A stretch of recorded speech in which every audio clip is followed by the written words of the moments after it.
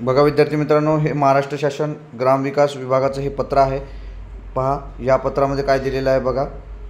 मुख्य कार्यकारी अधिकारी जिल्हा परिषद सर्व जिल्हा परिषद शिक्षकांच्या जिल्हाअंतर्गत बदली संदर्भातलं हे पत्र आहे। परंतु हे आपल्या संदर्भानेही महत्त्वाचं पत्र आहे, हे लक्षात घ्यायचं आहे विद्यार्थी मित्रांनो। जिल्हाअंतर्गत बदली जरी असलं तरी पण आपल्यासाठी खूप महत्त्वाचं पत्र आहे, कारण या पत्रामध्ये उल्लेख केलेला आहे शिक्षक भरतीच्या संदर्भानं। त्यामुळे हे पत्र आपल्यासमोर सांगतो आहे विद्यार्थी मित्रांनो। पहा, जिल्हाअंतर्गत बदलीच्या संदर्भात हे दिलेलं आहे। जिल्हाअंतर्गत बदली प्रक्रिया 2025 करिता जे शिक्षक 30 जून 2025 पर्यंत जे 53 वर्ष पूर्ण होत आहे अशा सर्व जे शिक्षक आहेत त्यांना भाग संवर्ग 1 मध्ये त्यांना नोंदवायचं असं त्यांनी सांगितलेलं आहे।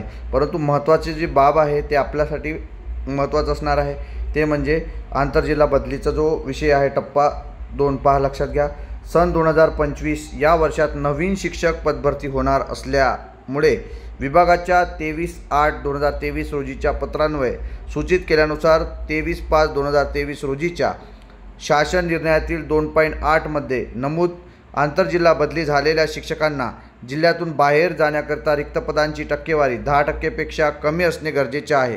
ही अट आंतरजिल्हा बदली प्रक्रिया 2024-25 करिता शिथिल करण्यात येत आहे।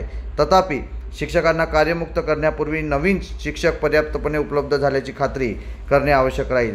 विद्यार्थी मित्रांनो, लक्षात घ्या, जेव्हापर्यंत शिक्षकांना रिलीव्ह केलं जात नाही तेव्हापर्यंत नवीन शिक्षक त्या ठिकाणी घेतलं जात नाही।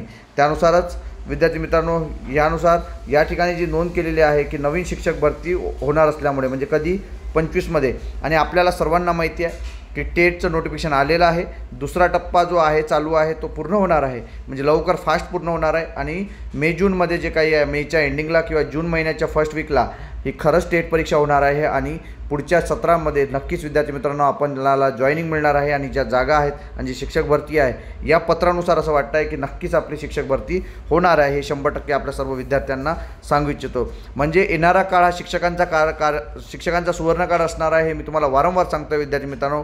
म्हणून गाफील राहू नका।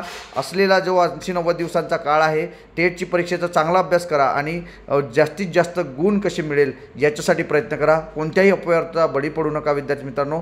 ह्याच संधीचा एक आपल्याला फायदा घ्यायचा आहे, त्यासाठीच हे आताचं अपडेट आपल्याला देतो आहे। हे अपडेट आपल्याला कसं वाटलं हे नक्कीच कमेंट बॉक्समध्ये कळवा आणि माझ्या या चॅनलला अशाच अपडेट करता सबस्क्राईब करा। धन्यवाद।